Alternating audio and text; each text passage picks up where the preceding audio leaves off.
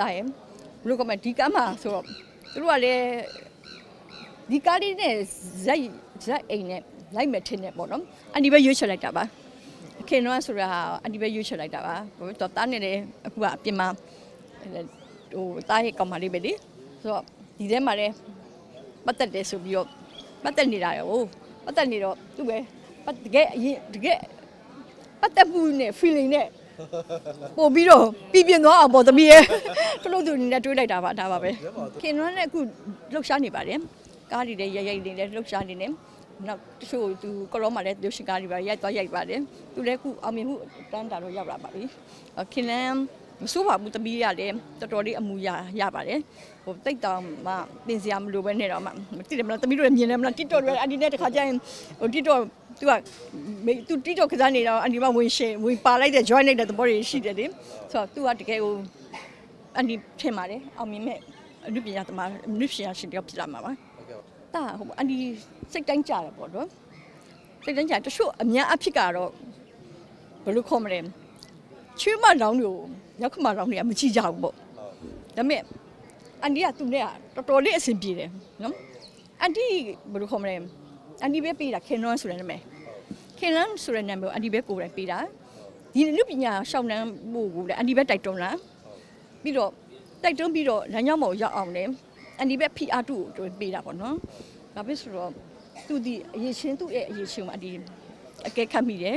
ဒါသူ့ကိုအောင်မြင်တဲ့ဟာလေးဖြစ်စေချင်တယ်ရှင်းပြောရရင်ကိုသားလေးကလည်းနေရာလေးတနေရာတော့ရသွားပါပြီဟိုထိတ်ဆုံးကတော့မဟုတ်သေးပါဘူးသားရဲ့ဒါပေမဲ့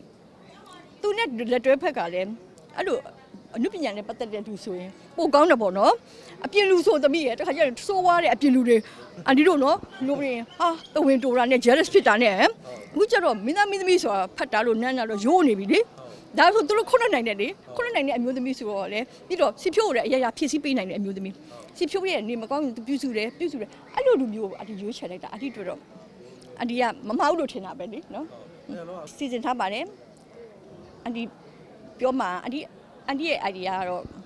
စီဖြိုးကားတွေ6ကားလောက်ရှိတယ်တာရဲ့အဲ့6ကားနဲ့မှာအဒီရက်ကိုယ်တိုင်ရက်ပေးမရက်ကူထားတဲ့လူပေါင်းကလေးရဲ့နတ်သမီးတွေဆိုအရန်အားရတယ်အရန်ကောင်းတဲ့ဒဝဲတို့တော့ရေးတို့အဝေးကြီးသွားရိုက်တာဒိုက်တာညမညီအောင်ရိုက်တာပြင်ဆောင်ဝစ်ကျော်နဲ့ရိုက်တာမဆိုးတို့မိုင်းဆိုးတို့ကိုကျော်ရဲတို့လည်းပါတယ်အဲ့မတ်တင်ဆောင်တို့အရန်ကောင်းတယ်အကားလေးရဆိုအနီတော့မှအသက်20လောက်ပြဖြစ်သွားတယ်ပြောမှုပါတယ်